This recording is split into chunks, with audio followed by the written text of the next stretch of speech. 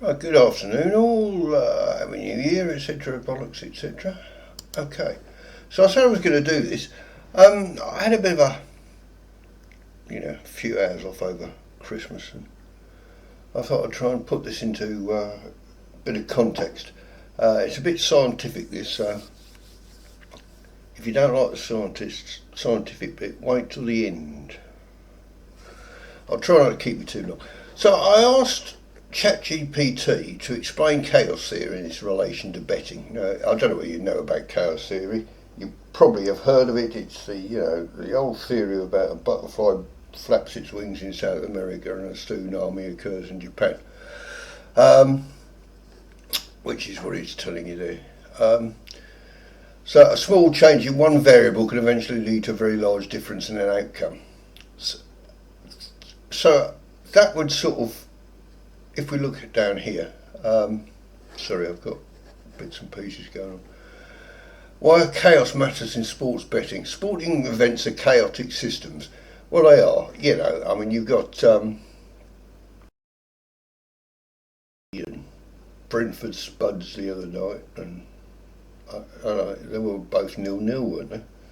Well, how do you predict something like that? Well, you predict it because it's chaotic, and one small initial condition change can cascade.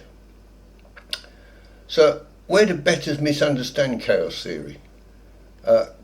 Common misunderstanding, because sport is chaotic, betting is just luck. It's not. That's completely false. Chaos theory does not say outcomes are random. It says long-term precise prediction is impossible. Probabilities remain stable across large samples. So the probability of something happening across a large sample will remain the same. In other words, you cannot reliably predict what will happen next. You can't say for definite that City are about to score. You cannot say that Spurs won't concede. You can estimate how often something happens over time, and that distinction is critical. So you can say, okay, most of the time City will score. Most of the time Spurs will keep a clean sheet. But you can't say that that's what's going to happen next. So I did go on a little bit because I'd had a couple of scotches, and if anybody's actually interested in this, I can give you the whole thing, but you can do it yourself. Just keep asking question after question. So, core difference in probability between lay and back betting. Back betting, your profit. This is if you're going to back a greyhound, back a horse, back something to happen in a football game. The profit is when specific outcome occurs. If that occurs, you win. If it doesn't, you lose. And with a lay bet, your profit is one specific outcome does not occur. So if you say that is not going to win, it doesn't matter what any of the other horses do, dogs do, whatever else. As long as that one doesn't win, you've won. So lay bets are structurally different. Back bets in chaos require multiple things to go right. They are vulnerable to referees' decisions, early goals, red cards, tactical shifts. A single chaotic event can kill the bet. Well, we've all known that. We all know that we've played a football game and you sit there and you think, Jesus Christ, what the fuck's going on? Lay bets benefit from disruption. Any deviation from the expected script helps you. You are effectively betting on instability. Laying your two favourite profits if anything goes wrong. So, if you lay in a football game the favourite who's at 2, and all of a sudden there's a red card, oh my God, you're scrambling to get out of the trade. And that's why laying at 2 is better than backing at 2 in most cases. I'm going to cut through now because right,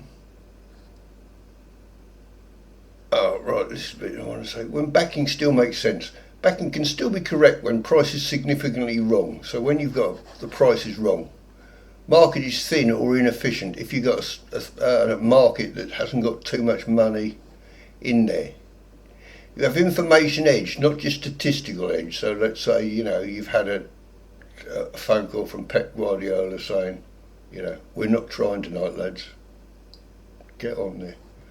Odds are large. Chaos is already priced in. So if you're backing at something like 10-1 in a football game, that's a reasonable bet to take. Backing at 6 often has cleaner EV than backing at 1.8. Okay. So direct comparison, back and lay. So if the outcome width, if we're looking at outcome width, the back bet is narrow, while the lay bet is broad. Chaos sensitivity, high, low, strike rate, low, medium, high, etc., etc. And I'm not going to keep you much longer. Why greyhound racing is uniquely chaotic? Well, we all know that. It's, if the dog misses the brake, it's buggered, basically. If it's got a decent draw, it's got a good chance.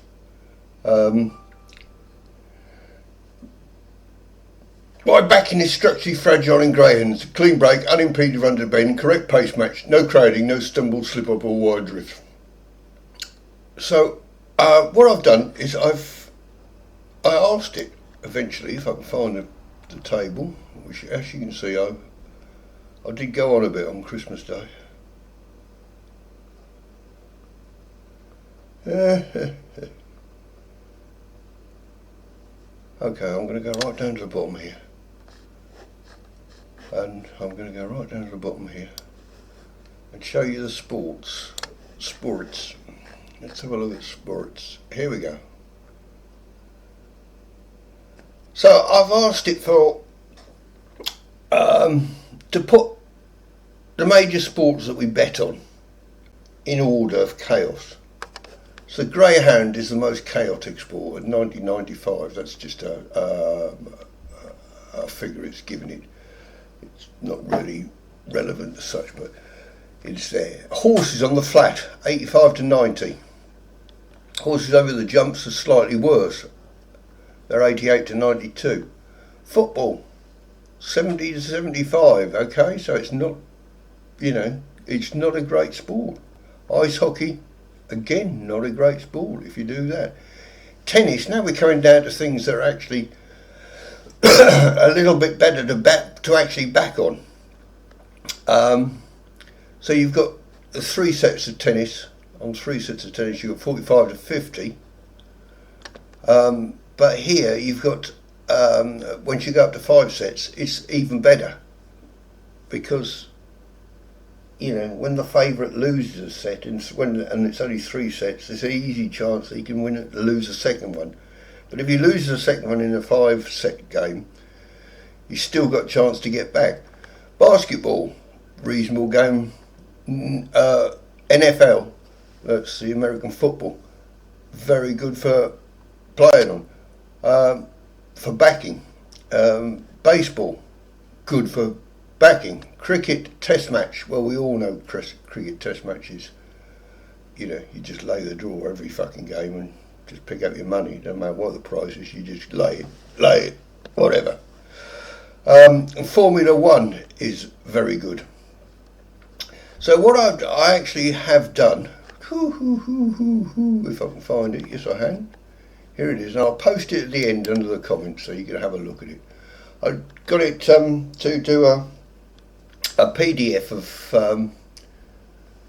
the core principles that I've outlined there.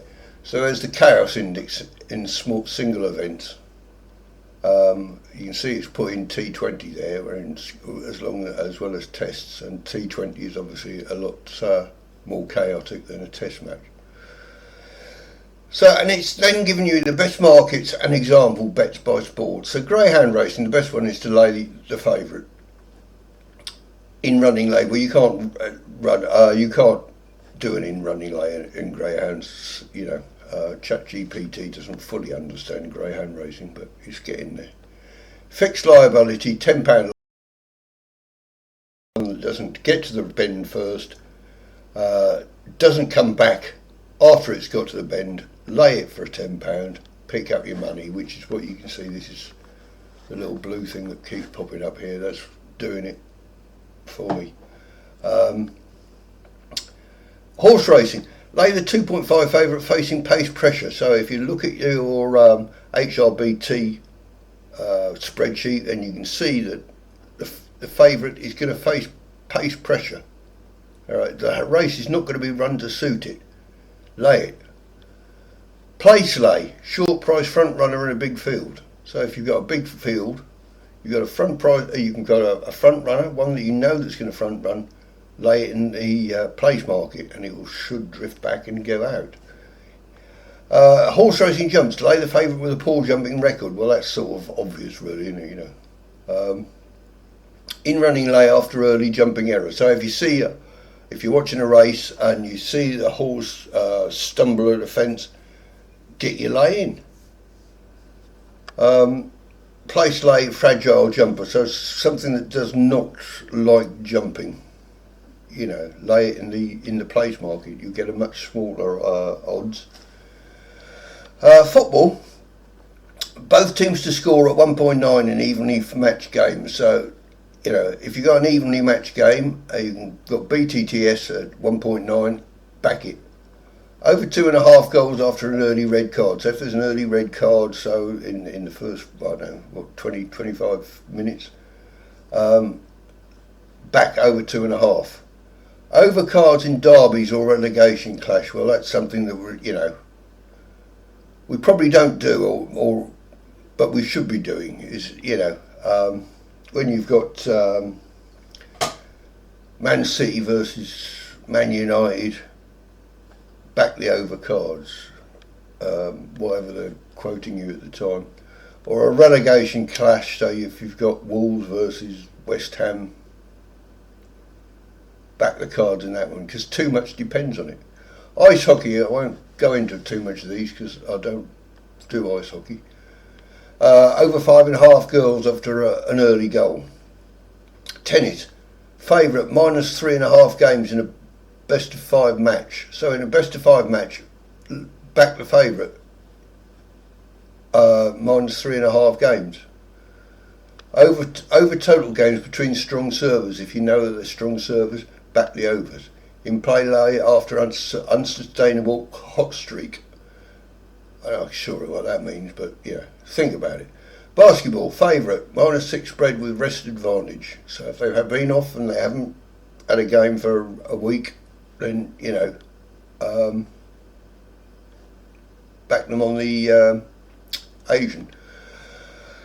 American football, home favourite. I don't do much basketball. American football, home favourite. So they've got to be home, so it's going to be Dallas versus Washington. Washington with a home team. -3 on the spread. Right, it's easier to overcome the spread when you're at home. Not when you're away. Over total in dome or fast-paced matchup. I don't know what dome is. I don't know what fast-paced matchup is, but, quarterback passing yards over with pass-heavy script. So if you really think it's going to be a passing game, and, that team has a good passing game, then get on there. Baseball, money line on an undervalued starter. Under total with elite pitchers. So if you've got 2 good pitchers playing, back the unders on the runs. Cricket, back draw on a flat pitch. Yeah, well, the only time I'd back a draw in Test match cricket is if I knew it was going to piss down for 4 days. But think about it. Lay short price favourite on day one. That's not a bad one. So if you've got sort of the Aussies tonight, I don't know what their prices are, but they will be a short price favourite. Lay them, and then if England do get to a decent start, they take wickets. The last Test match, Australia must have been short price to go 4 up, and we had them. We took all 10 wickets for, 150? So that would have definitely paid off. provided you got out before we lost all our wickets for 110. But there we go. Over 10. But I'm going to give you that's. The edge in betting comes from matching the bet type to the sports chaos level. Most bettors lose by choosing markets that are structurally misaligned with the event. This framework is designed to reduce variance, improve decision quality, and preserve capital. Okay, so that's it. I've finished now. I'll upload this PDF in the comments section. So if you want to download it and have a think about it yourself, then please do. If you've got any comments, leave me a comment. I'd love to hear if anyone's got anything to say. No one ever does, but if you want to, please leave a comment. But remember, science kills everything.